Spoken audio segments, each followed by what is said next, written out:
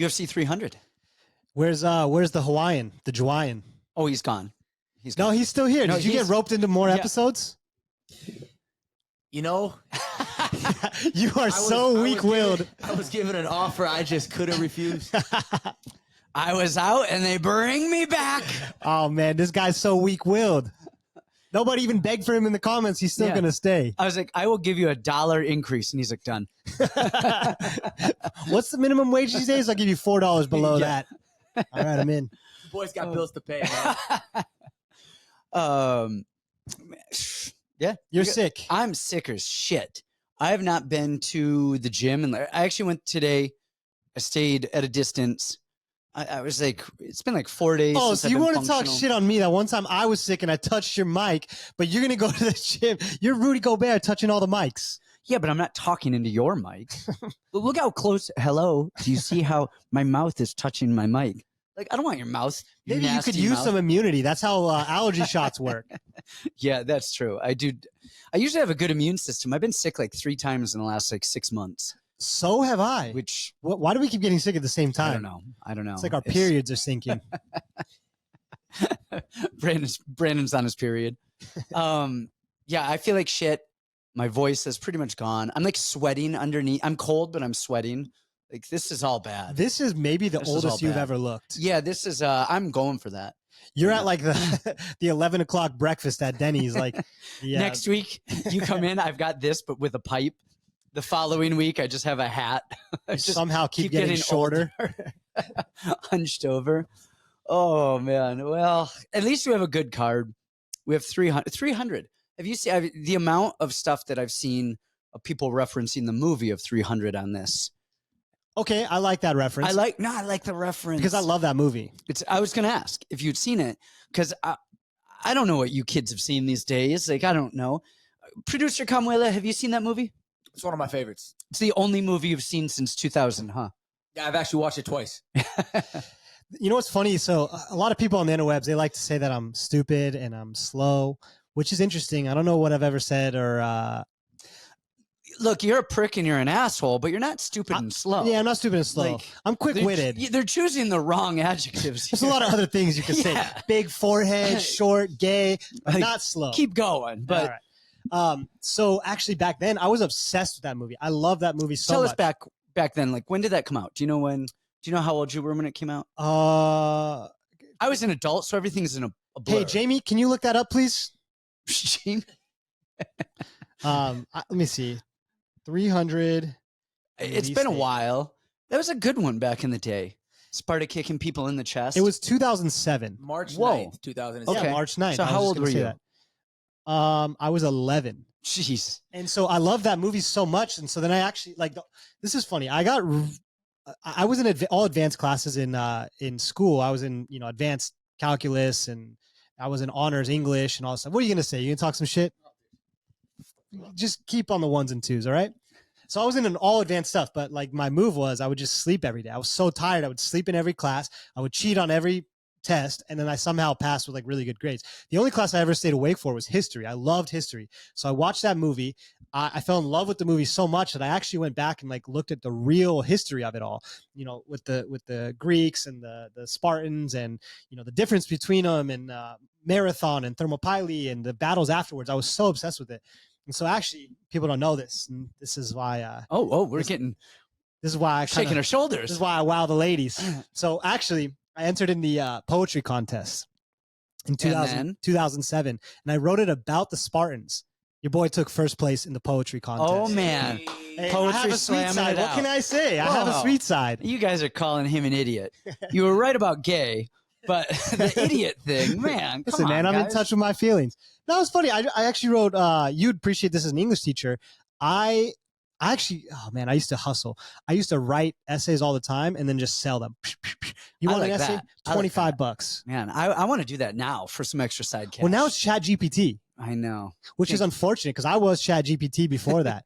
Brandon GPT. But I used to write like Che Guevara. I used to write essays on him, the Spartans, just stuff that I found interesting that I thought was cool. Sell them off. I like it. Yeah. I like it. I need that. I need a better way to cheat and make money. You should write a memoir. Nah. You have a lot of stories. never sell. Why'd you stop hustling that? I don't know. Well, I got a new book deal with a Big Five publisher. Yeah. So The sports store? I thought that thing went under. no, everything's under. Big Five. Nothing's going anywhere. Well, congratulations. We're awaiting the release date. Yeah, the release date. I don't even think I'm.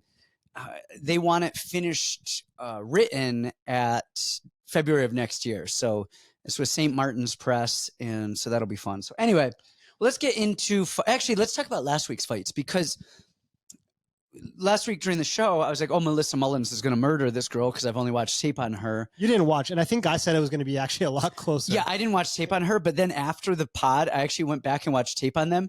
And on the Patreon, I was like, "You guys, I'm not going to tell you guys to bet women's MMA because it's women's MMA.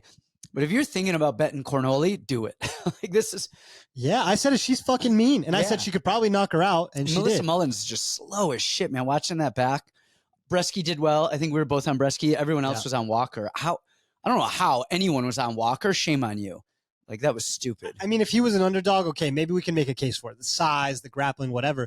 But he opened at minus 400 favorite. Yeah. And then, I tipped that to everybody early in the week because I was like, man, even if he's not going to win, the line's going to come in a lot. Anybody who has a brain that watches these two people fight, it's going to come in a lot. You'll have some choices. All week, I was thinking about who was this week's Bill Algeo. And what I mean by that is, remember the previous week, everyone was like, "Oh, Bill Algeo is going to win." And he was the parlay anchor on everyone's bets. Alex Hernandez? Yeah. And beforehand, I was thinking about it because there was a few fights. There was there was that, and there was Morono. That was the other one that I was thinking is everybody was on Morono. Everybody was on Alex Hernandez. There's somebody else that everyone was on, and I forget who, but I was like, who's going to be this week's Bill Algeo? And I didn't say anything because I thought, nah, I'm just being an idiot. And I was like, it's going to be Alex Hernandez because Damon Jackson is just tough. And I remember when our dear friend Camuela fought him, I remember just thinking how big he was. Like, Camuela was a big 45er, and Damon Jackson looked bigger than him at weigh-ins and afterwards. And I was like, man, this motherfucker is huge. Are we all just writing him off foolishly? Yeah, he's a weenie.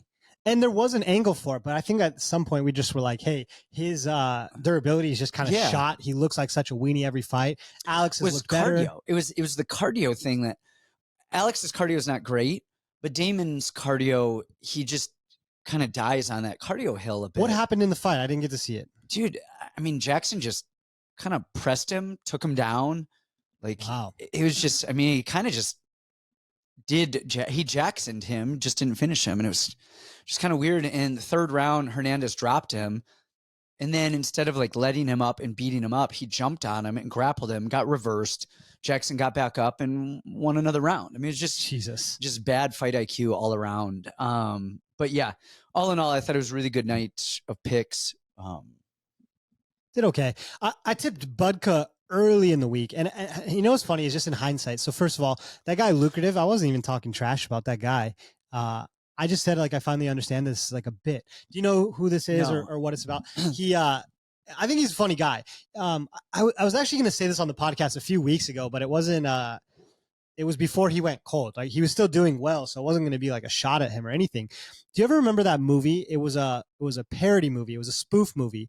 It was called like The Woman in the House Across the Street from the Lamp Underneath the Street. It was a really long title like that. Do you remember, Producer Gabe? And so I remember watching that with my girlfriend at the time, and I was like, this fucking movie is so stupid. This is the worst movie in the world. Like, it's so dumb. It's not even scary. And my stupid brain, maybe I am stupid after all. Maybe I'm just now coming to this realization. But it took me like 3 days, and then I tried watching it again where I was like, oh, this is a spoof movie. Parody, yeah. Yeah, they're making it intentionally so dumb. Okay, I get it. I understand. And so I said yesterday, so Lucrative is this guy. I remember being really upset when I first started. He's like, am I the only gambler in the space to have made $500,000? And at the time, I was like up 100,000. I was like, thought I was doing pretty good. I was feeling myself. Fast forward, made $1 million, done pretty well. I'm up like 1.3, 1.4 in the last 4 years. It's been solid for me. And, he's taking Aston Martins and driving them, going, Booyakasha. He's Ollie G. That's what he is. He's Ollie G, but sitting in an Aston Martin. They think I'm faking betting slips, right? Mate, let me show you, right? He's like this guy and just like showing. So it took me a while to understand, like, oh, that's not real life. Oh, This is a bit that he's doing. And I like the bit. I can appreciate the bit now that you realize it's a bit. Now that I realize it's a bit. At first I thought he was serious and I'm like, man, what a fucking prick. Screw this guy. He's so annoying. My only goal is for his downfall and me to be better than him. And then now that I understand it's a bit, I'm like, oh, let's laugh at it. So leave him alone, everybody. Like, whatever. He does fine sometimes. He does shit sometimes. It is what it is. Leave him alone. Just enjoy the bit. It's funny. He put out a video. First of all, 2 videos. One on how to beat the lottery. Don't pick the number 7. That was the advice. I like it. The second video, he put out one that he didn't cut it. He didn't edit it. Now, if we did podcasts like he did, this is how it was. Ready?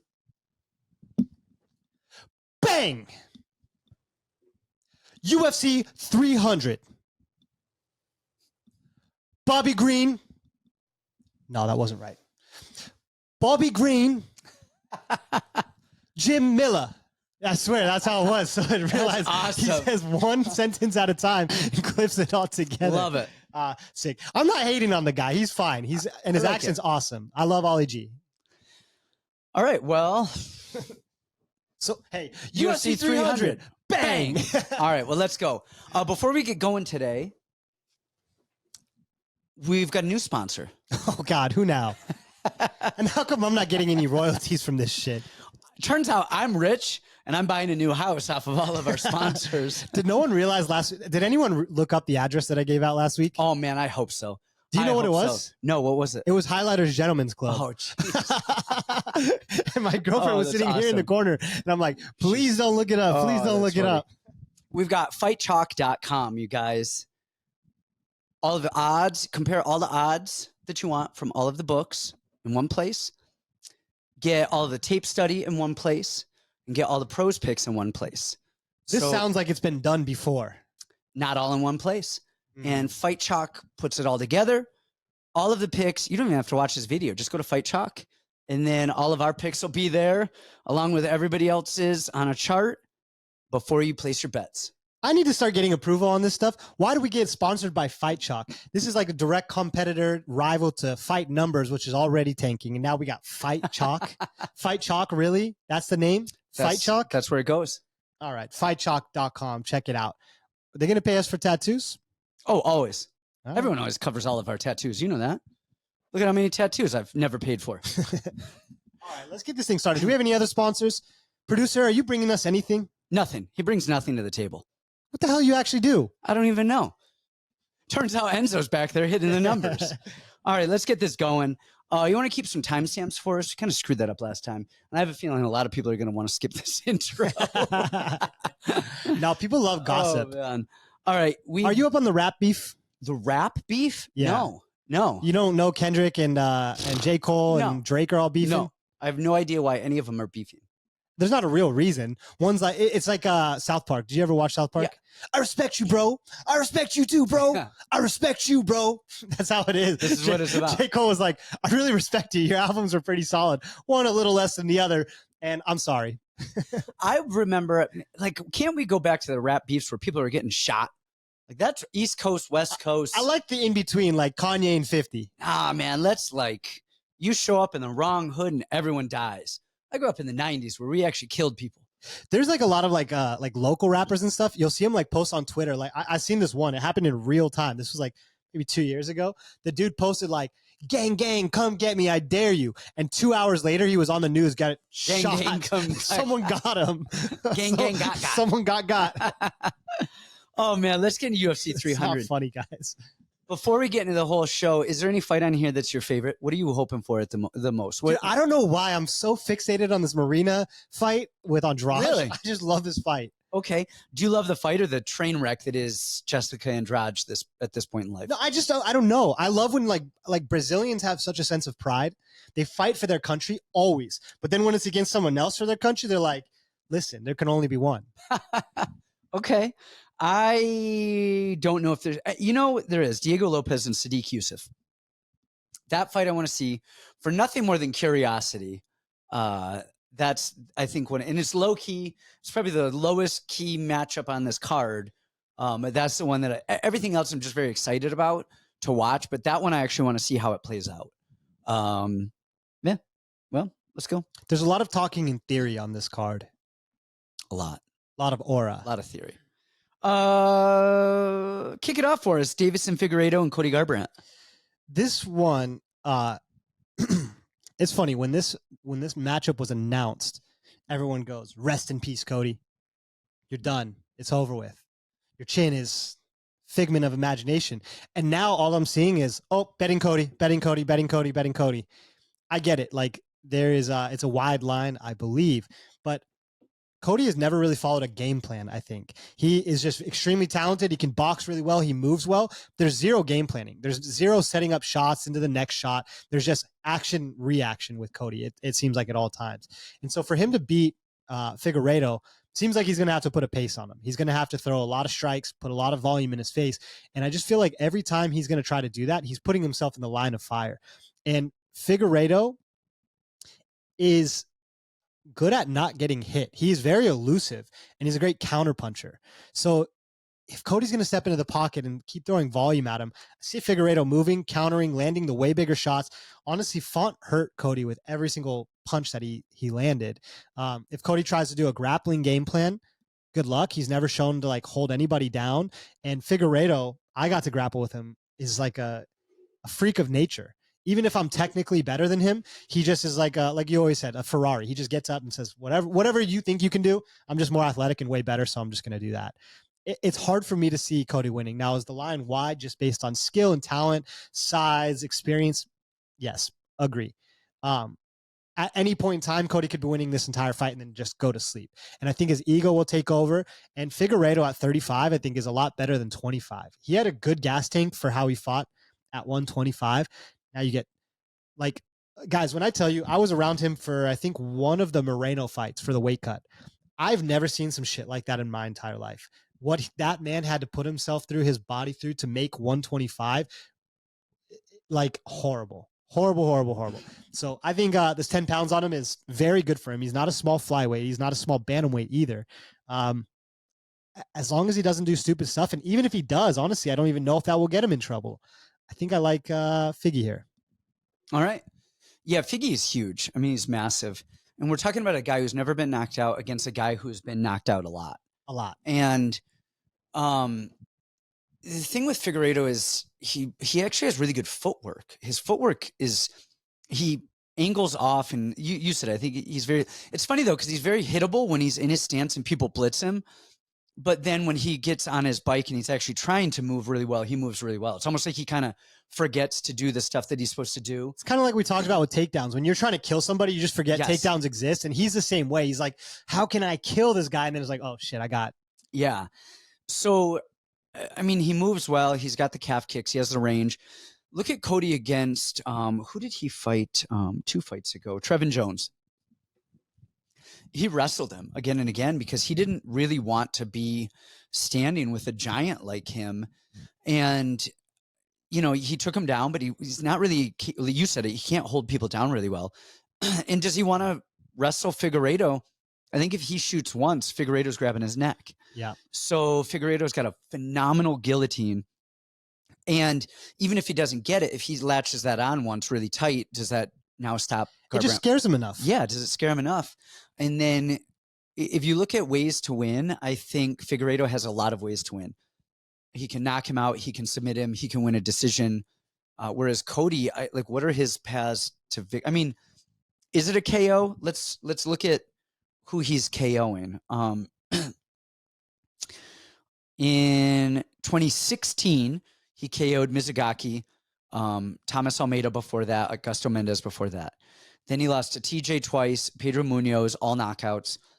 Did knock out Rafael Ascenso, lost to Font, lost to Kai Kara-France. And then he's beating Trevin Jones and Brian Kelleher. That's what I'm saying. I mean, these are not the best guys ever. And, you know, Figueiredo's a little bit older.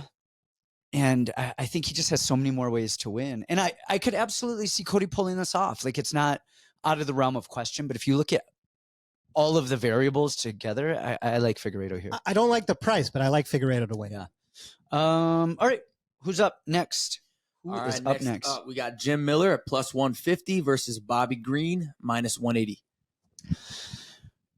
I was trying to figure out if there was a way for Jim Miller to win this based on the Jared Gordon fight. Yeah. We were all huge on Bobby Green, and I thought Jared Gordon was winning that fight before the weird stoppage and everything. It was like Bobby Green was not finding his timing, his rhythm, his jab, like nothing.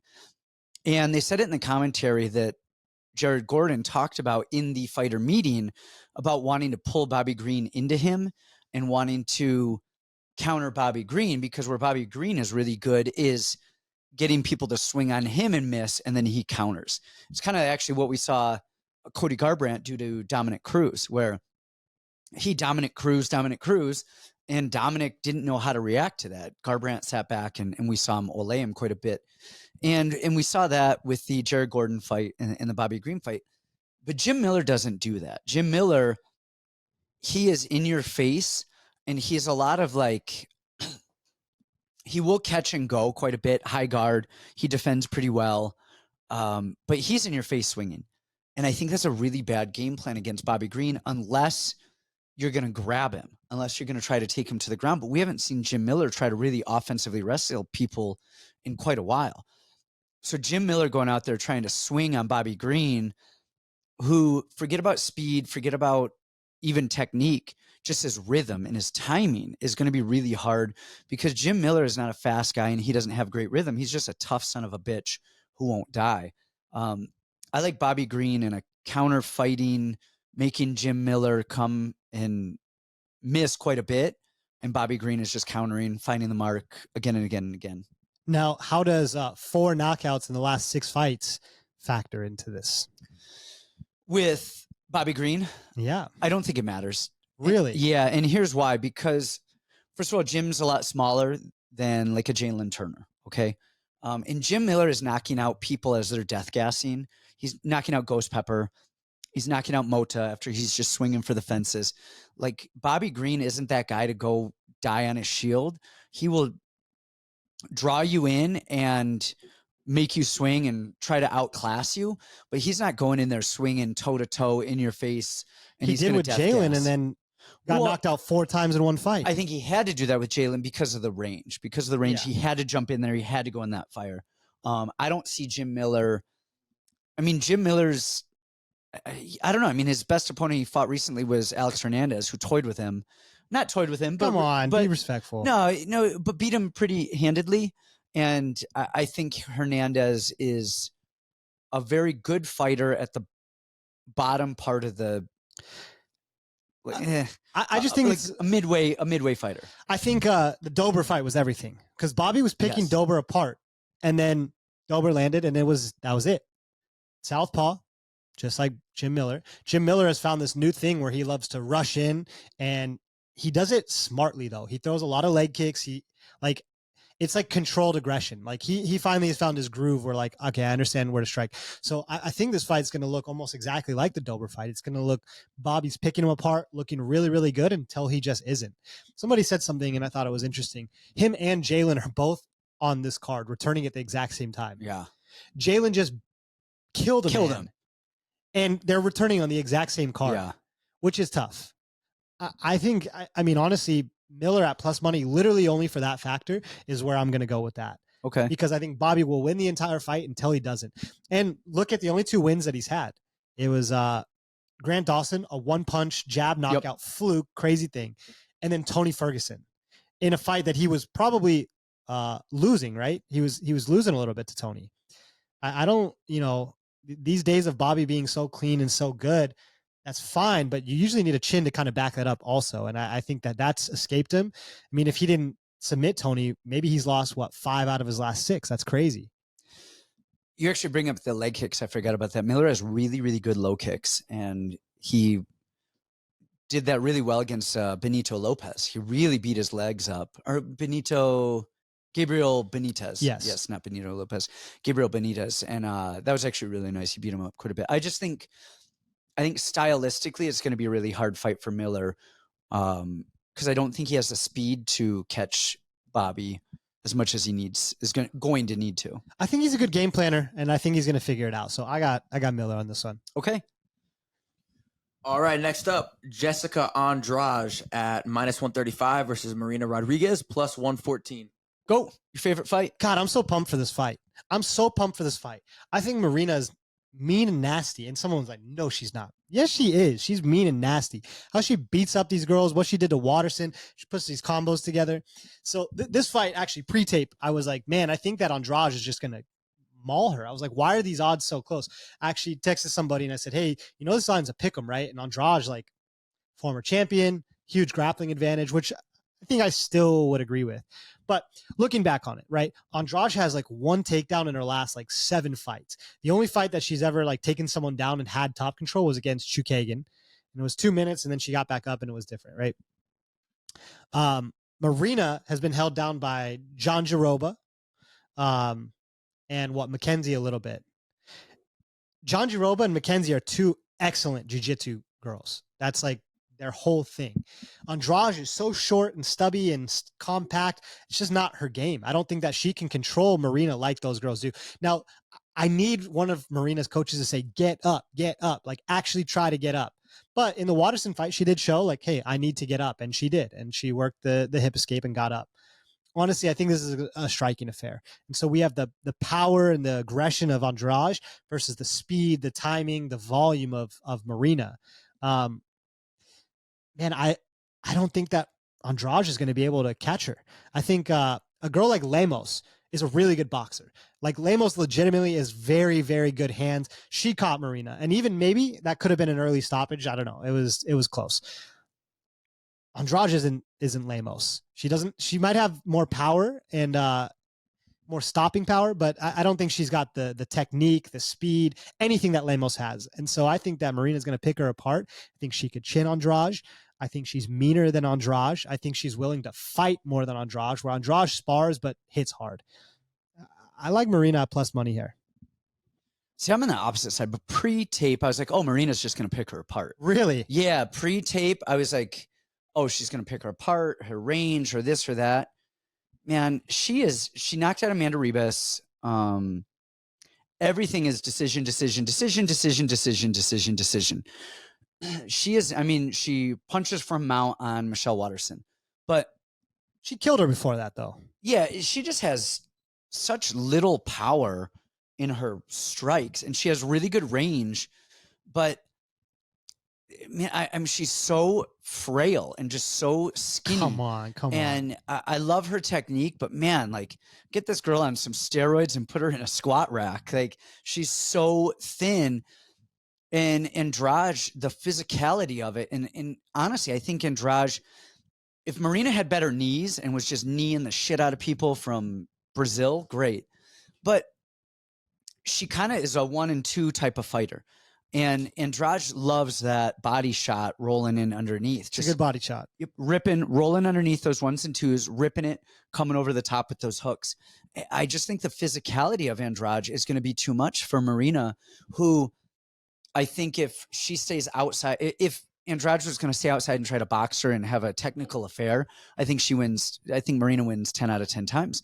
I just don't think Andrade is going to do that. And just watching her with Giannis fighting for a title right now, I get it.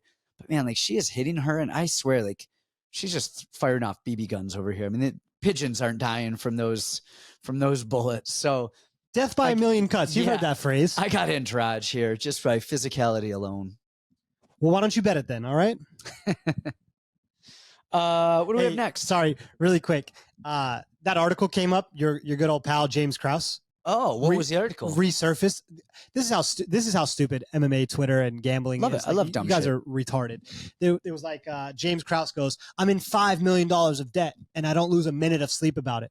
First of all, I don't know if people can't comprehend what the actual article was, or they're just too lazy and stupid to actually like click on it.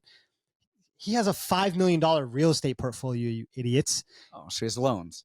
Yeah, he has loans from the bank where he's cash flowing probably a couple $100,000 a month. Shut up. You guys are so stupid. They're like, that's what he gets for fixing fights. It's like, that's his real estate portfolio. I wish I had that same exact. Yeah, I wish I had $5 million in debt because it means I'm making, $10 million in revenue or something. Jesus Christ. Cash flowing $1 million. Well, I don't know. All right. Anyways, next one. All right, next up, Jalin Turner at minus 238 against Renato Moicano plus 195. Here's when I was trying to figure out how Moicano wins it. I'm like, all right, can Moicano win this? And I would say he can. He can. And his path to victory is wrestling, getting a takedown, taking the back. We've seen him recently. He's choking people out. We saw with Drew Dober. Took him down again and again and again. I think it was all, don't quote me on it, I think it was all body lock takedowns, really, just getting those body locks, dragging him down. We saw him with Brad Riddell, kind of weird scrambly position, and then come up on top, choke him out. But then you have Jalin Turner, who the body locks aren't going to be as effective because of his height. So Moicano is going to have to shoot, turn the corner, take the back, standing, or I don't know how he's going to get him to the mat just based on the height alone. Then if he gets him down, like we saw Mateusz Gamrot got Jalin down a few times. You know, he took the fight on short notice. We get it. Mateusz Gamrot is a phenomenal wrestler, but he wasn't able to take the back. But there's a difference between wrestlers taking the back and jiu-jitsu guys taking the back. So I'm thinking, okay, yeah, Mateusz isn't going for the back, but he's looking for the control, all this stuff. I'm trying to figure it out. But Turner is a lot better at jiu-jitsu than Drew Dober is. A lot better. And he knew not to turn and give his back up out in the open to Mateusz, and he butt scooted out to the cage. And he knew to do that. And then he loves that. He's southpaw. He loves that teep kick right up the middle. We saw Moicano every time he was standing with Dober, it was almost like a car crash. I mean, he was just getting hit and hit and hit. There was a lot of damage going on. And Dober was just, it's funny, Dober was wrestling when Moicano was low, whizzering, staying low, whizzer kicking, putting his weight down. The second Moicano got a higher body lock on him, he almost just like fell over every time. Like he just didn't know how to handle that. I think Jalin is going to handle the body lock just fine. I think it's going to be a lot harder for Moicano to take him down. I think Turner's jiu-jitsu is infinitely better than Drew Dober's. And I kind of see just what I think the line is and what everyone's thinking is that Turner is just going to kind of piece him up standing. There might be some moments where you're like, oh, he might get him to the ground. Oh, nope. And then he makes him pay. So he does a really good job keeping his range too. He keeps his weapons really, really long. The other thing I like too is that he shows knees down the middle all the time. Yeah. And that keeps people at bay. The other thing is the height. And of course we know the height, but the way that Moicano stands, we saw with the Bobby Green fight, Turner's not just firing, he kind of angles down over the guard. And he's so tall that he can kind of punch down the way that he does. And I think he's going to put Moicano away. I do too. Yeah, I got nothing more to add to that. I think Jalin is he's been underrated for years. Even early on when we started betting Jalin Turner a few years ago, I'm like, man, his grappling is super underrated. He does a lot of things really, really well, and I think he's only gotten better. My only concern would be obviously his camp, but that guy knows how to fight. Yeah. He knows how to fight. Yep. He looks good. Cool. All right, next up, Diego Lopes minus 148 against Sodiq Yusuff plus 124. God, I'd feel a lot better about this fight if Lupi had won. Right. I talked about the whole aura of the Vegas Mexicans, Brazilians, all the people and the monster and all that stuff. But for some reason, Diego might have it still. I don't know. Like if you asked me this last year, I'd be like, oh, Sodiq's going to kill this guy. Right. 100%. Yeah. I keep fighting these hype trains and I keep, going against the grain. Oh no, come on. You guys don't know ball. Like Sodiq's going to kill him. But now I'm watching him, like Diego throws with hate in his heart. He never gives up. He's constantly transitioning on the ground. Where's Sodiq going to be safe? I think Sodiq's going to have to put him out, or Sodiq will probably break before Diego breaks. The dude isn't like the most technical guy in the world, but man, he's the little engine that could. Like he's all over the place. He's got some aura, some confidence, some momentum going right now that he's never had before. And then on the other side of things, you had Sodiq, who almost put away Edson in the very first round. And then after that, it was just a slow death. He just completely died off the whole entire rest of the fight. They both swing. I think Sadiq's a little bit tighter on his punches. Diego's a little bit wider, obviously, but man, Diego goes for it. He swings for it, and he's willing to fight you. You're going to have to go through hell for 15 minutes. You have to put him to sleep, or he's not going to quit coming. I don't have a real technical breakdown because in my mind, technically, Sodiq outboxes him, takes him down whenever he wants, and he's safe enough on the ground to not get submitted. But part of me feels like Lopes is going to chin him. I'm going Diego. You said what you said was the best thing there was that you could say on this fight is Sodiq could be in his face, punch him, take him down, and not get submitted. Like that's the path to victory with Diego here. We saw that with the Anderson Brito fight. We saw that on Contender, and you could take Diego Lopes down with a stiff breeze and he's falling. Now he's throwing submissions like crazy, but Anderson Brito had the defense. He was like, yeah, I'll jump into that fire with you and go. Diego looked really tired in that fight, which is weird because he fought Nate. Was it Nate Richardson? Is that his last name? 5 rounds and cardio held up. I mean, he's got the cardio. We pinpointed when he started his cycle. Yeah, exactly. Like he looked, solid for that. We saw him throw a little bit of jabs in that Contender fight, but after that, he doesn't really jab a lot. He's kind of square. He throws right hand hook, right hand. It's kind of 2-3, 3-2 is what he fires with. And then he's got a really good uppercut as people come in. He knifes that uppercut and he swings it in there. The thing with him is, look, he looked amazing against Evloev on short notice. And now I kind of see, okay, he has jiu-jitsu and this and that, whatever. And Evloev, I think, has looked very pedestrian, even though he keeps winning and doing all the right stuff. There is at some point, you think somebody's going to stop his takedown. They're going to beat him up and chin him. It wasn't Diego, but whatever. But then the thing with Diego is he's beaten up a Pat Sabatini, who has horrible stand-up. And then he beat up a Gavin Tucker, who is old and got triangled. And so it's like, he's not beating up world beaters. And so, but on paper, those are two guys that should have and could have beaten him. Absolutely. Absolutely. But he's beating them in their weak areas, not like he's out grappling them. Well, that's a smart idea, isn't it? No, absolutely. But it looks very like Damon Jackson chinned Sabatini as well. So that's what I'm saying. It's like, you could see it's been done before. If it hadn't been done before, it'd be like, whoa, he did that. But then we've seen it happen a couple of times. And then like you said, on the other side, Sodiq, he really is good, but he gets chinned. And that's what worries me. And he fades a little bit. And Diego Lopez's cardio is really good and he doesn't fade.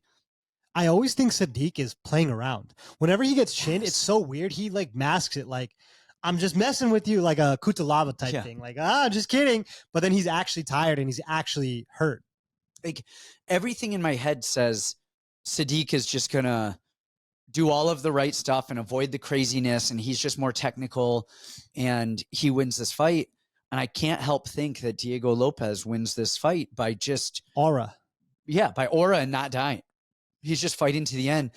What you said about Bobby Green is he's winning until he's not. And I got to lean. I go Diego on this and it doesn't even make sense to me because I think Sodiq is better.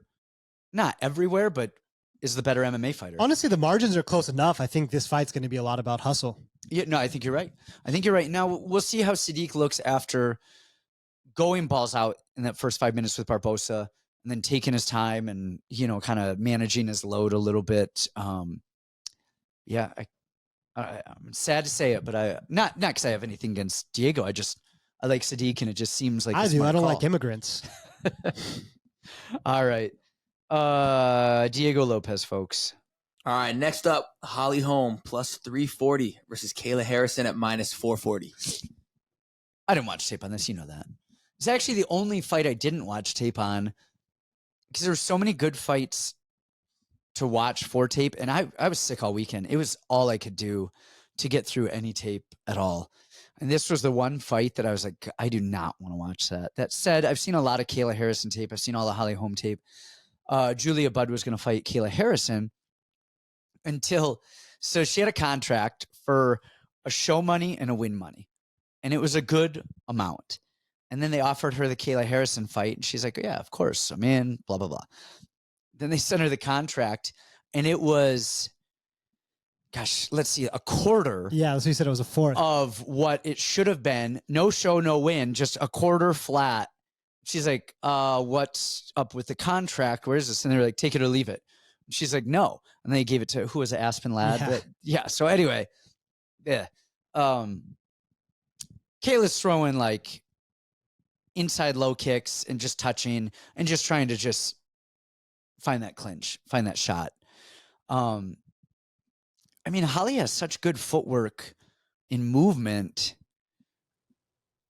Like, the only thing in 5 rounds, I think Kayla could maybe find her a bit.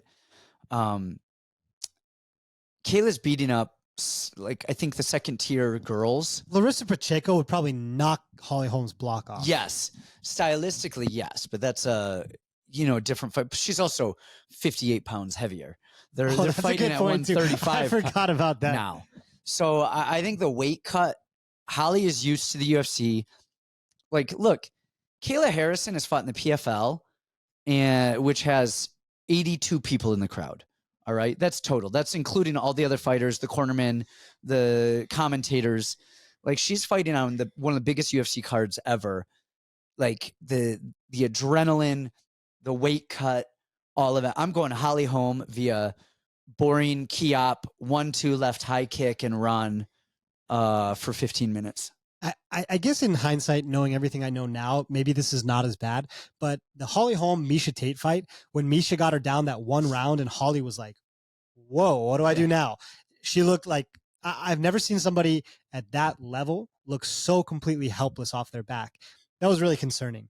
Now you get this ox of a human, just this America's finest experiment on top of her, 2-time Olympic gold medalist. Men's. Wait, what? Yeah, either way. Doesn't matter. Did you love that interview when that guy asked Arman Tsarukyan if he would take her down? No, I didn't even see it. Not take her down like wrestling, but like take her down. And he goes, "Of course." Good for him. I'm like, good for man. Arman. All right. That's just tough. Like, I think the line is super, super, super wide. The problem with Holly is that she just doesn't throw punches anymore. I know. She just stands there, looks at you and bounces and looks, but doesn't throw anything. Yeah, so she wins by defending takedowns. Better key-opping, by better yells. I don't know. Obviously, this line is wide, but I just don't see how Holly is going to win. Like, is she going to head kick Kayla? Maybe. It's been done before. It's been done before. But honestly, the grappling is just so wide here. And Kayla's actually looked better in her grappling. Like, at first it was all judo stupid stuff. Now she shoots double legs. She can wrestle. Yeah. She'll re-wrestle. She gets a hold of you. She's grabbing your ass. That's tough. Yeah. I think Kayla's going to win, but I wouldn't mind a pre-bet on Holly Holm and then just watch that thing live. First of all, see if Kayla's going to fade, because 35 that's a tough task for her. Yeah, she's fighting at 55, guys. I'm a 25er, and she probably has 50 pounds on me. I wouldn't take her down.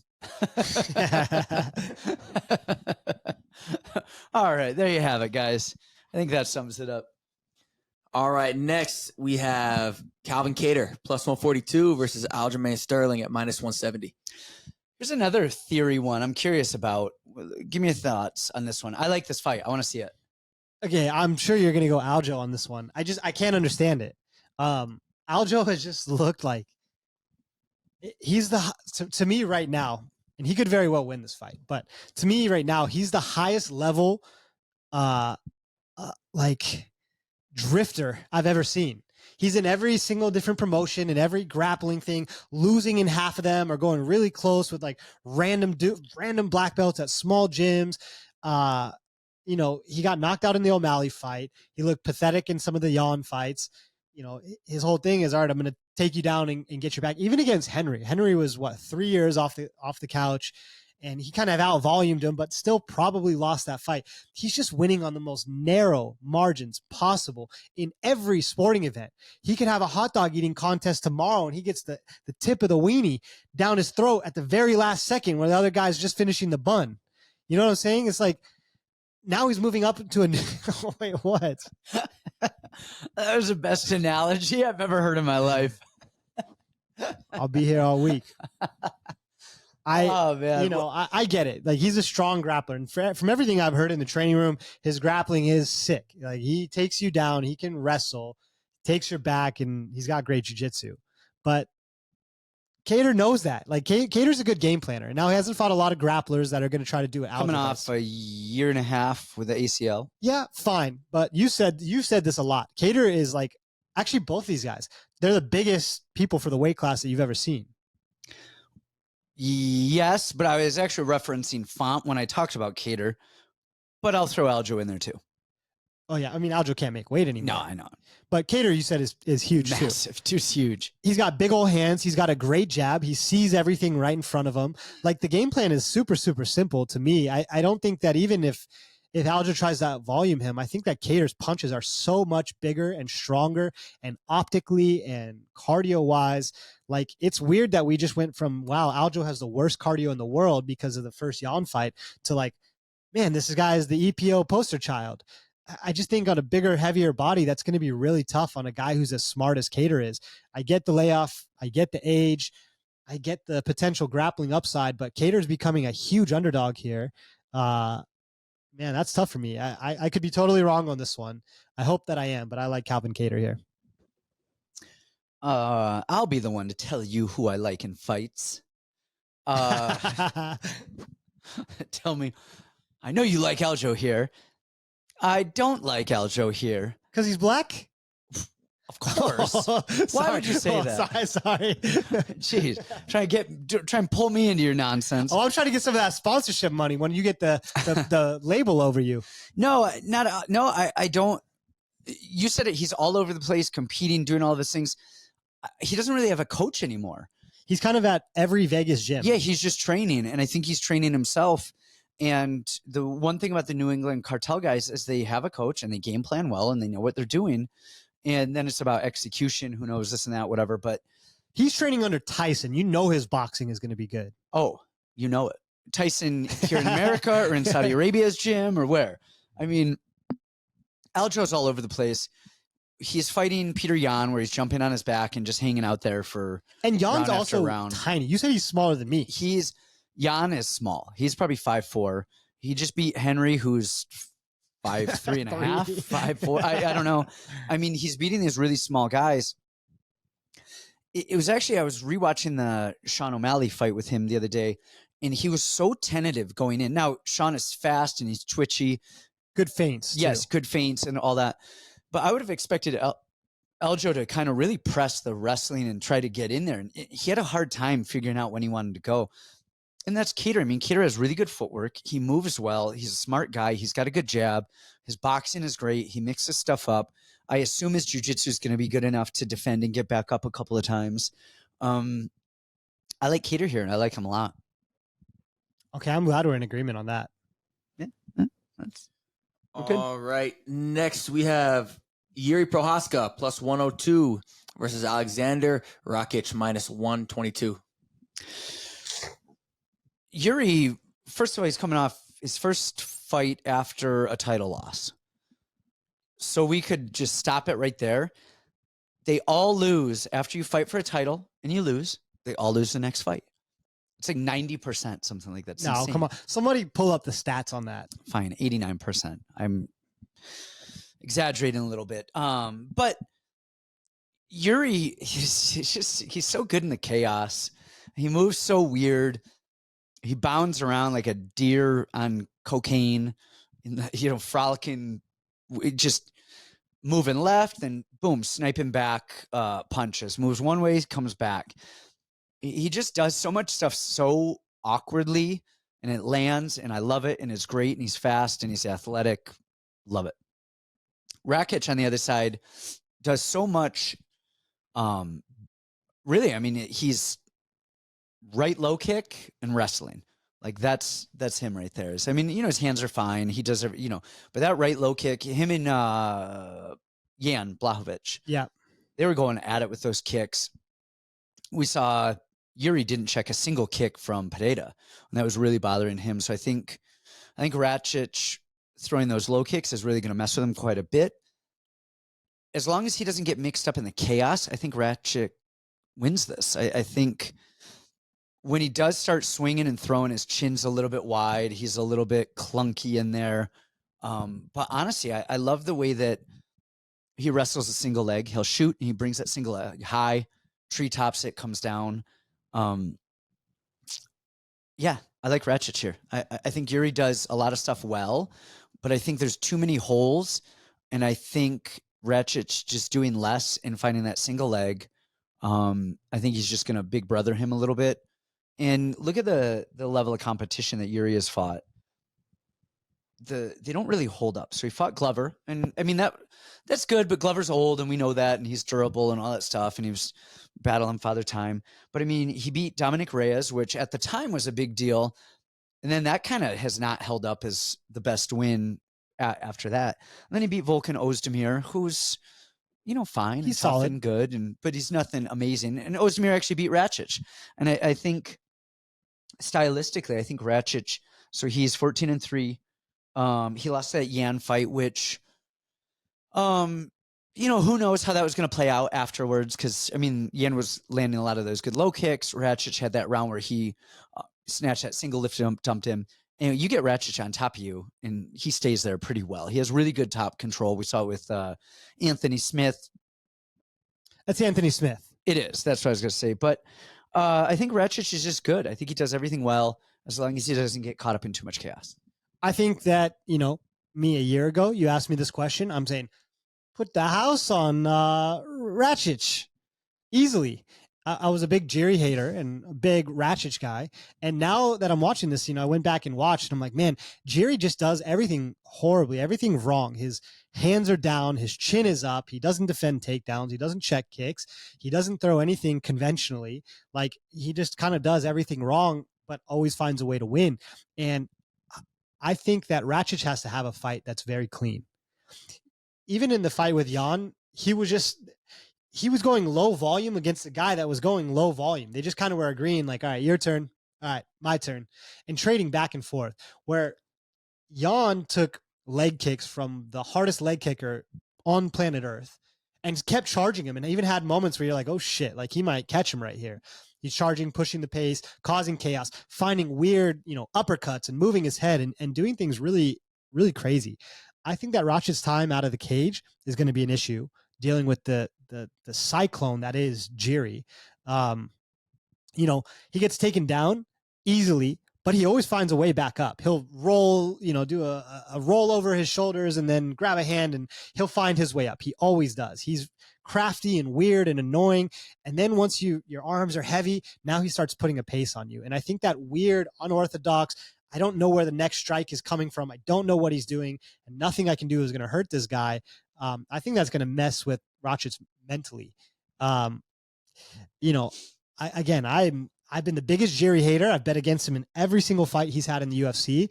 And I think I'm going to enter a wager on Jiří Procházka in this fight. All right. Huh. All right. Next. Are we unified on any fight this card? I think everything is the opposite, which is, man, just watch the fights, guys. It's one of those cards, though. It's one of those cards. Every single fight is so polarized for so many reasons. Yeah, that's what makes it so exciting, is that every fight you could see going either way. Yeah, 100%. All right, next up we have Bo Nickal, minus 2,100. Some bookies have him listed at minus 3,000. Against Cody Brundage at plus 1,100. First fight of the main card. First of all, who's his dad, or like what connection does he have to be on that main card? Like, what they're pushing that American Bo Nickal. How about being a 3-time national champion from Penn State, from a wealthy family? Like, what do you mean? Yeah. What more you need? Good old American boy, Ginger. Man, yeah. So who did he bribe to get on that main card? I mean, like, look, I love me some Bo Nickal. Put that dude on an undercard of 300.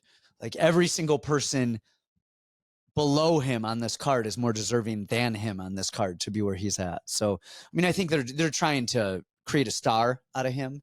We'll see if it happens.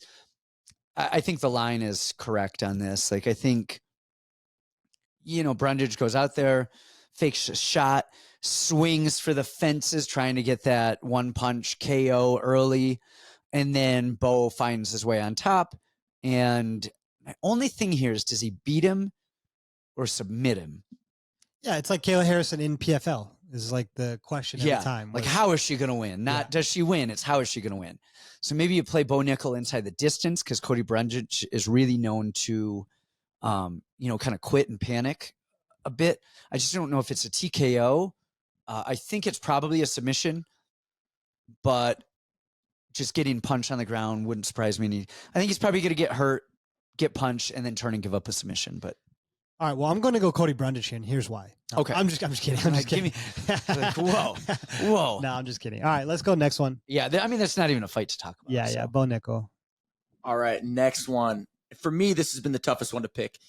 Charles Oliveira plus 185 versus Arman Tsarukyan minus 225. Hey, if we were trying to do the lucrative lottery method, his whole point was like, if you end up winning the lottery and you have the number 7 in it, because it's one of the luckiest numbers, that means a lot of other people have also picked 7. So your split of the pot is, which makes sense to me. Hey, I got it. Okay. So, we the people that track the picks every week. So if we were to pick Brundage and Brundage wins, Will look amazing. you're already ahead of everybody else because nobody else is going to pick him. So should we do it just for shits and gigs? Oh, yeah, we already did it. No, okay, we're on both. All right, we got Tsarukyan and Charles. Yep. This got to be for the sexiest man in the UFC. Oh, very title. Yeah, and best teeth. Oh, the teeth. Am I up or you up? I love Charles Oliveira as much as the next guy. Like I've said many, many, many times before, he's been around in the UFC since, I'm almost at 13 years in jiu-jitsu. Pardon me. And he was in the UFC already when I had started. And he was getting his big step ups with Frankie Edgar. And I had always watched him and been like, that's who I want to emulate. One, his last name is similar to mine. I love the Muay Thai. I love the Jiu-Jitsu. He's very creative. He goes for gnarly submissions. So I love Charles. He's always been my favorite fighter. I think it's Tsarukyan's time. Tsarukyan, man, he's got power. He's got boxing. He can wrestle his ass off like I have never seen before. He's worked a lot of Jiu-Jitsu. I don't really worry about him getting in many submissions. Honestly, the only place I really worry for him is on the feet. But I think he'll be able to do what Benny couldn't do. I think he'll be able to wrestle, keep a pace, be dangerous enough standing to mask his grappling entries. But Charles is just dangerous, man. It's just like you could pick Arman, and if you had a lot of money on it, you're going to be clenching your cheeks the entire time, literally until the bell rings, because Charles is dangerous at any second of the fight. I just think Tsarukyan's got a better chin, and he's just more solid overall. This is a tough fight. Now, the more that I'm talking about it, I like Tsarukyan, but yeah, this is a volatile fight. I went into this going, this is a Tsarukyan fight. Like, pre-tape, you're like, yeah, let's just watch the tape for a formality. And the more I'm watching tape, it kind of reminds me of the fight that I talked about on the Patreon, the Melissa Mullins Cornoli fight. It's a huge dog, this and that. And I said, look, you guys, I can't in good conscience tell you to bet low-level women's MMA and this and that. But if you're on the fence, do it. Because I looked at it. And that's what this is, low-level women's MMA. Very low-level women's MMA. This is trashier. And like the odds were the odds, but I looked at it as a 50-50 fight. And that's kind of what I look at this as well. What are the odds on this one? Charles is plus 185 and Tsarukyan minus 225. Okay, so like those odds are spread, but I look at it as a 50-50 because I was going back looking at Tsarukyan, and who did he fight 2 fights ago? The last minute kid, Joaquin Silva. The dude's like 55. He is 55. And dude, Tsarukyan took him down. Joaquin was like getting up and doing a lot of, and he took that on short notice. I mean, that was like a last minute type of thing. I forget who pulled out, whatever. And he kept getting up, was doing all the right stuff. Hurt him in the second round with that knee. And Tsarukyan just did not want anything to do with the stand up on that. The Benny fight we saw, but Benny's chin has been chinny for a long time. Yeah. I mean, if we're going on people who knocked out Benny Dariush, Alexander Hernandez is the best guy in the world. You know what I mean? And so, yeah, hey, it's been done. It's done. It's done. Then I went back and watched the Oliveira fight, and his chin is definitely a hazard. It is not phenomenal. Imagine he had a good chin. He would be the best fighter. Exactly. Well, that's my point, is if you weren't, all right, so Charles Oliveira doesn't have a chin issue and he has a granite chin. Who wins that fight? I mean, man, yeah, Charles is way more dangerous. Right? And so now you're going, okay, well, he's got to knock him out then, right? Or, I mean, yeah, he can take him down and ground and pound him. But, man, even Islam was and it's funny because it actually looked like Charles pulled guard, and I don't actually think he did. I think he went for a throw and realized he was like off balance, not going to get it, and like sat to guard as opposed to putting himself in a bad position. Was there, took 0 damage, threw some submissions, got back up. Same thing with Benny. He did like he's not the quitter that we thought he was when he was at 45 and he was kind of getting injured. And him going up, I don't know if it's the new acai or if it's the weight gain or whatever, but he's more durable and he's not quitting and he's doing all the right stuff. Just the confidence too. The confidence of it, yeah. There is a thing that comes with that. We always used to say with like Anderson Silva, McGregor back in his prime is like half these guys are already beaten before they even lock the cage door. And so then you get a guy who's on like a 500 fight win streak outside of the Islam fight. And then I'm looking at that, and he's beating everybody. He's took Chandler down. He's finishing Gaethje. He's finishing Poirier. He's finishing Chandler. He's finishing Dariush. He's finishing all these guys. And then you look at his chin. All right, well, he has a bad chin. Islam dropped him and submitted him really quickly. Well, yeah, but that was a stupid flying knee that he got hit with in the air that just hit him and dropped him. And then I don't even think he tapped that quickly to the submission. I think he was probably just out of it and had no idea what's going on. He's being choked. Tsarukyan doesn't know submissions. Like, has that guy ever even gone for a submission? He's going for a ground, so he's going to get the wrestling control. And then is he going to ground and pound Oliveira out? Maybe. He absolutely might. But if he doesn't, now he's got to finish him. And I like Charles's clinch, the elbows off the break, all of the stuff that he does. He's always very dangerous. And we're talking about Oliveira's chin. Well, what about Tsarukyan's chin too? That dude, it's not amazing. Why are you nodding your head in agreement over there? Because everything you guys are talking, I did a breakdown that I'm going to be posting on my Instagram. Get out of here. He's promoting his own shit. Promote your own shit somewhere else. You guys check me out, the Juwan. Get out of here. Dropping in a day or two. And now he's out. He leaves. Dude's beating off under the table while we're having this breakdown. This was the toughest fight. I've been going back and forth on this one. Even in the video I talked about, I'm like, man, I don't know.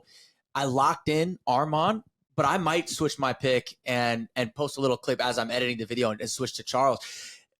This fight, let me switch it off, Brandon. There we go. This fight reminds me of how the issue is I feel like how I felt when I was trying to decide the winner of Volk and Topuria. On paper, I look at Volk and who he's beaten and what he's done. And then I looked at Topuria and I'm like, yeah, he hasn't done as much and blah, blah, blah. And then Topuria went out there and starched Volk in the second round. And there's a part of me where I want to go Oliveira so bad. Like you said, Brandon, he's one of my favorite fighters in the UFC. I love his style. I love the way that he fights. He's well-rounded. Been in there with the best of them. But there's something about it that makes me feel like this is just Arman's time. And that's what I struggle with because I want Charles to win. And I feel like he should. But in the back of my mind, I think Arman's going to get it done. See, I thought that, like I said, pre-tape, I was like, this is Arman's time. This is it. His aura, his everything. And so I was kind of like, I was conceding that before I even watched tape. And then as I'm watching tape, I'm like, man, like, I absolutely get it. Arman can absolutely win. But man, Oliveira just has so many ways to win. And if he doesn't get chinned, I think he wins this fight. Yeah, I mean, yeah, then it's a very, very close fight. Yeah, I don't know where to go with this one. Okay. Well, I'm going Oliveira. I'll stick on Arman just so we stay split. So one of us is going to have a really good week and one of us bad week. Or we both just have really bad weeks and just miss all of the opposite. We're 50-50 on all the opposite picks. All right, so the next one for the BMF belt at lightweight, Justin Gaethje minus 175 against Max Holloway plus 145. This is a 5-round fight. And that is what kind of, makes me really think that Max has a better shot than I think he does because of that. But if you watch him against Poirier, man, just the physicality of Poirier against Max's 145-pound body is just, he just couldn't do what he wanted to do. And when he was getting hit, you could just tell there were bigger punches doing a lot more. Now you have probably an even bigger Gaethje, who's just this massive human who throws the shit out of leg kicks. And Max's range is predicated on that lead, like heavy lead leg stance where he's in your face and you swing and he pulls away and he's going in and out of that range for his boxing. And Justin's going to kick that lead leg, and it doesn't matter what leg is in front. He's going to kick it. And I think that's really going to mess with Holloway's ability to find his own timing and range. And then when he does, I think, well, now you're dealing with the physicality of Gaethje. He's not going to be able to out-wrestle Gaethje like he did Yair. He was getting pieced up on the feet, losing, realized, hey, I got to take this fight to the ground. Are you going to do that with Gaethje? Are you going to take Gaethje down and submit him? I don't think that's even remotely a plan. Then are you going to stay outside and kind of pick him apart and touch and move? That's going to be really hard with the stance and Gaethje kicking the way that he does. So now you have to brawl with him. Do you want to do that? I don't know. I really like Gaethje here with the stuff. Just give me a different 55er and I'm all right to jump in with the Max, train. And I love Max. I'll watch Max Holloway fight every day of the week. He's so fun. He's so good. Yeah. I don't know that he's going to deal with the physicality and the kicking of Gaethje. And I think Gaethje is as much of a brawler and an ape as we think he is. I think he's educated. He's got Whitman in his corner. Whitman's going to be looking at stuff. I think Whitman is one of the best minds in the game. I'm actually really sad. I don't have anything against Dean Thomas, but I loved listening to Whitman on the coaches' stuff on the UFC when they would bring him in. Hey, what do we have? Blah, blah, blah. I loved his analysis. It was spot on. I loved it. And then I don't know why he left and they have Dean Thomas now, but I'm not saying anything. You're not picking Aljo and you like Whitman better than Dean Thomas. Trend here. I think Whitman is one of the smartest guys in the game. I think Gaethje's one of the best guys, one of the roughest matchups for Max. And I got Gaethje here. Yeah, interesting. This is when I was kind of back and forth on exactly what you said. Who was Strickland. We always talk about Strickland, like how he presents himself as just this ape, idiot, horrible, whatever. But he's actually really smart, really calculated, really knows how to fight. And Gaethje's always been that exact same way. Even since his days back in the World Series of Fighting, Yep. The timing on his leg kicks honestly, it's the best timing that I've ever seen. I would say, I wish him and Fiziev could fight once a month. That would be great for me because Fiziev's the other guy that's got the most incredible timing on his leg kicks, and Gaethje probably has better timing than Fiziev on leg kicks. Man, I love Max so much. He's a fighter's fighter. He's one of my favorite guys in the world to watch. I love everything that he does: volume, cardio, willingness to fight. He's just a complete fighter. But I can see exactly what you're saying. Those leg kicks are huge, and it's not like Jose Aldo, where we're like, man, Aldo has the best leg kicks in the world, but he refuses to ever throw them. Like Gaethje throws them, actually. Like he will throw them. We've seen Volk throw a lot of leg kicks at him and disrupt Max's rhythm. I think that's one of the reasons why Volk has Max's number, because Volk throws so many kicks which disrupt the rhythm of Max, and then he adds the punches behind him. And we kind of have a bigger version of that here. And Volk lost, 3 in a row since then. So what does that say? He was washed. Volk was beating Max. No, I'm just kidding. I'm just joking. I think I'm with you. As much as I really, really, really hate to be, that physicality is huge. Those leg kicks are huge. I love Whitman's game planning. He's one of the best game planners in the business. You're right. I think film is important. Game planning is important. Seeing those little intricacies. And it's weird. Justin Gaethje does get caught up in firefights sometimes. But when he can stick to a plan like he did with Fiziev, then he's really capable of putting together a 15 or 25-minute performance where he looks great. Yeah, the 25 worries me if it starts going around 4 and 5 because Max, we've always seen he's a cardio machine. So that worries me a little bit. I didn't realize it was 5 rounds until just like late last night. I was like, oh shit, this is actually a 5 round instead of a 3. So that is a bit of a question mark, but other than that, I really like Gaethje. If he's breaking down his movement with leg kicks early, it might not matter. Yeah. And Gaethje, the thing that impressed me the most was just his willingness to jab in the Fiziev fight, which was kind of a high-paced fight.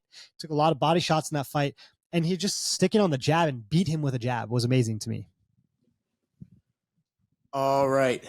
Next in the women's strawweight division for the belt, Zhang Weili minus 500 against Xiaonan Yan at plus 380. Who do you got? Everything in me wants Yan Xiaonan. I love her so much. She's, first of all, the most adorable. I shouldn't be saying this about a 34-year-old woman, but she had this picture that she posted in a pumpkin patch right after. She was wearing like traditional Chinese garb with all these pumpkins. It was the most hilarious photo I've ever seen in my life. I love her. I love her striking. I love her cardio. Love her movement. She does a lot of things well. I just, Weili is just so complete. She might not be as sharp and smooth on the feet, but she will match the volume. She'll match the power. If she's losing, she will wrestle. She's got good jiu-jitsu. She keeps improving each and every time. She has cardio for days. Like, do I think the line is wide? Yes, probably. But also we just saw Weili wrestle for 5 straight rounds and put a beating on Lemos. So she's capable of doing it. And, to ignore the grappling hole would be silly in this fight. So, I mean, Weili for me. I really don't have much to add there. And I watched film on it. Because I was curious, because I know I'd seen Yan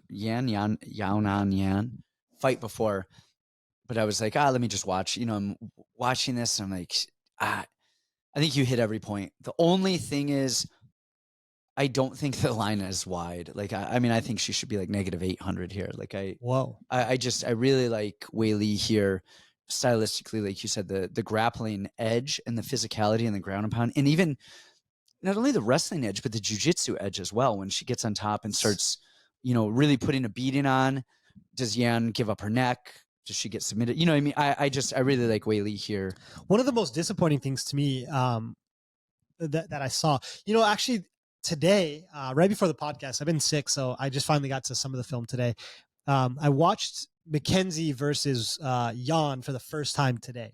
And I've told that story a lot because that day, I won the million on bare knuckle, but actually like 3 weeks before I won was the Mackenzie and Yan fight. I should have made at least like 2.5 million that night. I was 1 pick short. And the last one that I had was Yan in that fight.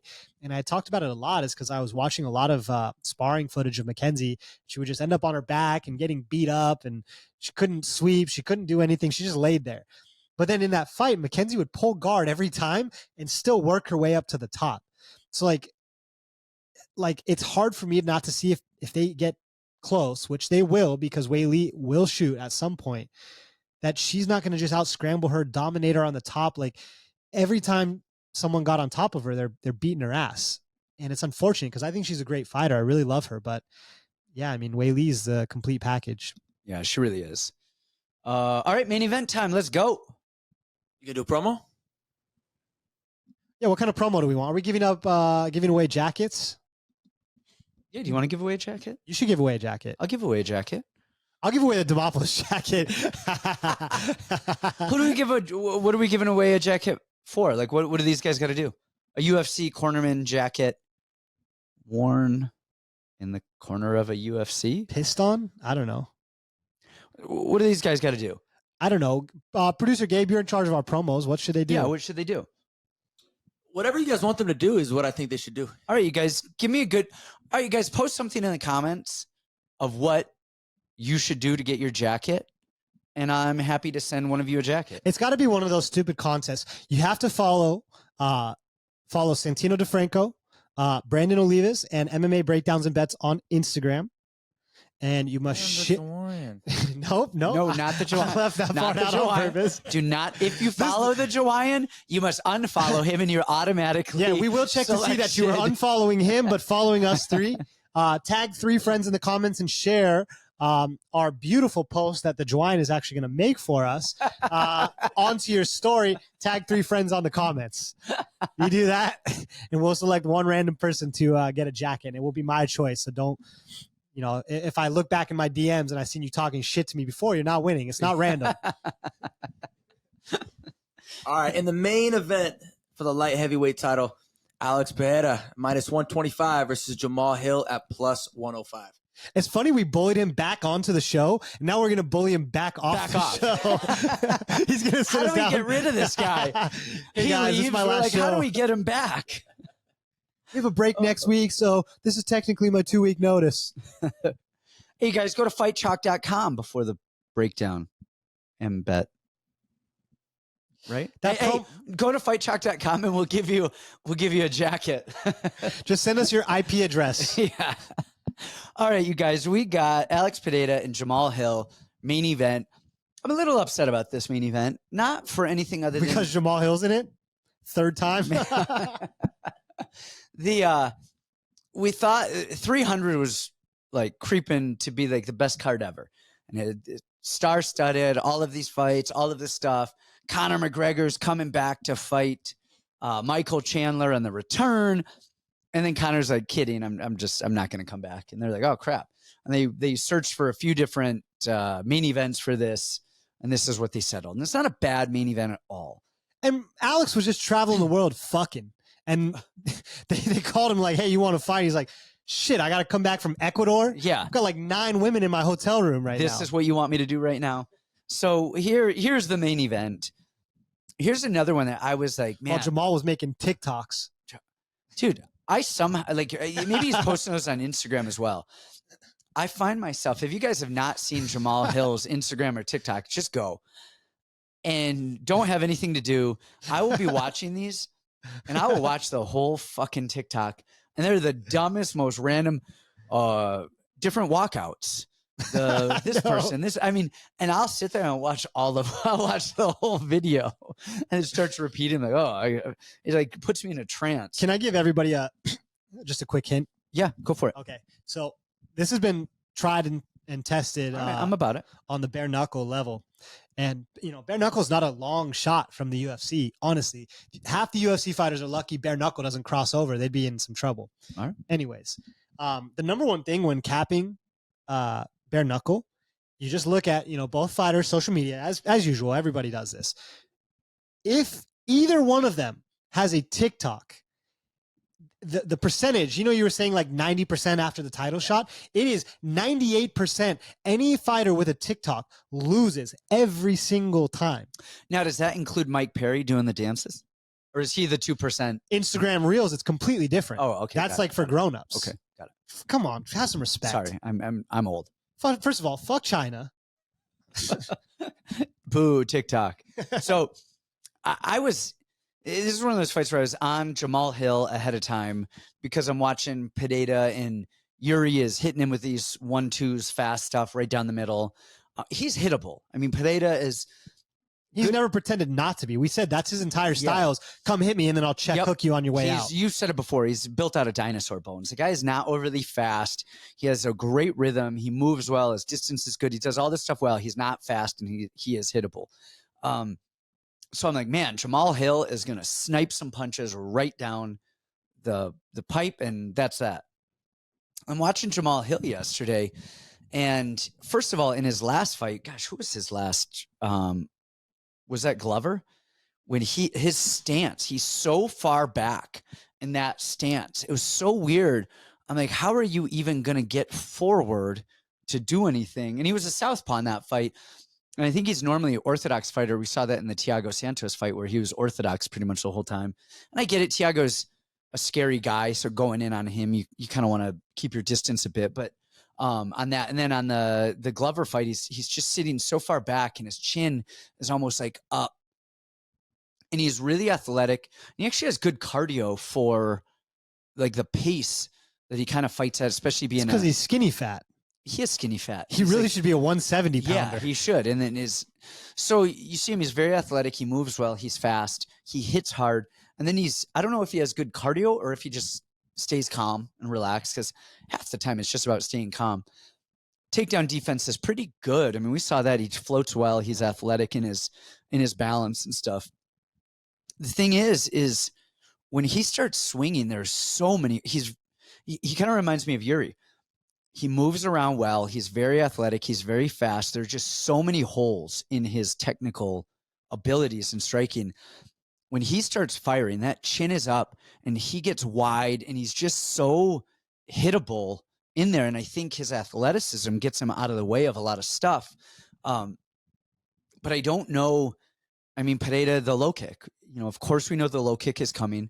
But the other thing Pereira does, his distance management is phenomenal, and his footwork is phenomenal. And people underestimate that. They always talk about the calf kick and the left hook. All right, we get that. but he's moves laterally. He feints in and out and kind of teases his face a little bit and has that stance where it's like, oh, you're right there. I can't hit you. And then he steps off a little bit to his left, and then it changes the angle as people are coming in. And so then they've got to reach a little bit more and a little bit more. And then he has that square stance to throw that left hook. So it's so loaded already. And you're right there. He's dangling a carrot. Is he hittable? Yes. But I think his chin is still decent. I mean, we saw the Izzy fight. I get it. The drop to, he's older. I think he's 36 now. I get it. Man, I just, everything that I thought pre-tape was saying Jamahal Hill. And after watching the tape, I think there's just so many holes in his game that I think Pereira's going to chin him.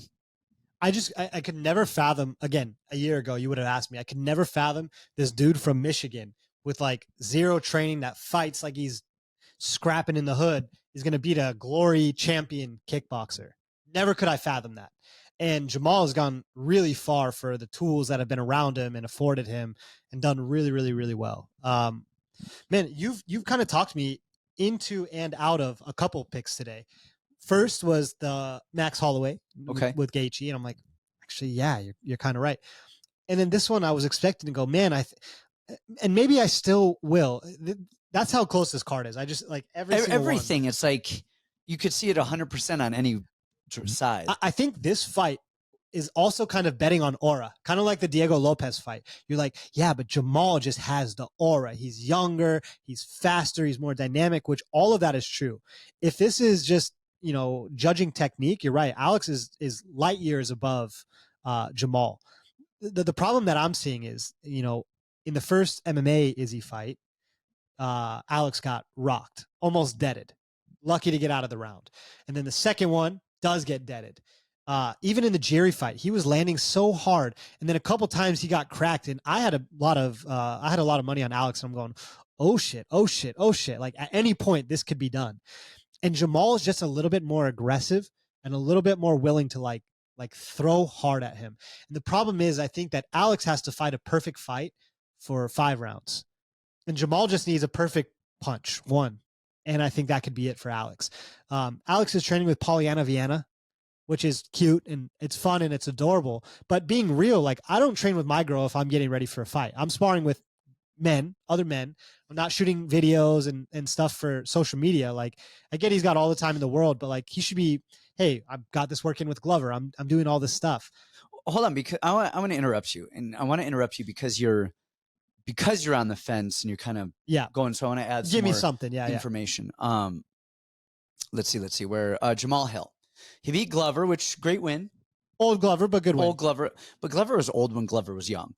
It's true. So he came out of he's Benjamin Button. Yeah. He's actually getting younger now. He beat Thiago Santos in round 4, which was I feel like they didn't do a lot. There's a lot in that fight that could have really been weird fight. Yeah. He beat a Johnny Walker where, man, Johnny Walker is Johnny Walker. Sometimes he looks great. Sometimes he gets knocked. Who was it that knocked Johnny Walker out like 4 times in the same fight? Where he's like knocked out, dead, comes back. Which fight? I know. So he's been knocked out like that happened on the regionals where he got stiffened out flat, woke back up, and he got knocked out again. That's what I was thinking of. All right. So he beat Johnny Walker, and then he beat the whitest Jimmy Crute on the planet. Oh, come on. Come on. And then, he beat Owen St. Preux, who in his heyday was a really good, but just looks so pedestrian. No, he's better now. He does have a phenomenal front kick. He's better now. You just beat the shit out of Kennedy. No, I know. But I don't know, man. I think he is fighting all of the right fights. And again, that goes with Diego Lopes too. I mean, he's not fighting the world beaters of world beaters, but he's doing all of the right stuff. Do you think that Jamahal grapples? During the fight? Yeah. Not during training. Yeah. Do you think during the fight? I don't know if he does. If he does, I think he needs to shoot and grapple to come up and strike versus grapple to grapple, because I've seen Jamahal's defensive grappling. It's good. Which is very good. I haven't seen a lot of his offensive grappling be overly successful. And you get a guy like Pereira who is grappling with Glover every single day of his life. So I think Pereira is going to be very okay grappling. And I think actually if it's too much grappling, I think it's going to favor Pereira because I think that closes the distance on those long, fast strikes that Jamahal can throw. And I think Pereira, we saw it before with the Izzy fight. When Izzy clinched him, Pereira was winning that clinch battle. Like, I don't know. He's been Muay Thai-ing it his whole life. I think unless you're really attacking the legs, I think he's going to beat Jamahal in the clinch a lot with those knees and the elbows and coming up. So I don't know that he does. Now, this is funny. So there's this, first of all, we're trying to get sponsored. I'm going to absorb this sponsorship. It's called Bet Openly. Okay. This will be their first promo. We're going to give them a test run here. Okay, let's do Bet it. Openly. But basically what it is like I stake my money and somebody else out in the world directly takes the other side. So it's not me versus the bookie. It's okay. me versus you. And I like it. Friend of the show, Clint Diehard, bald guy. Yep. He's not a huge gambler. Gambler. He doesn't have huge wagers. Okay. And all of a sudden, he's got $4,200 on Hill, on Jamahal. And so everybody's taking his action on the other side, betting on Pereira. Interesting.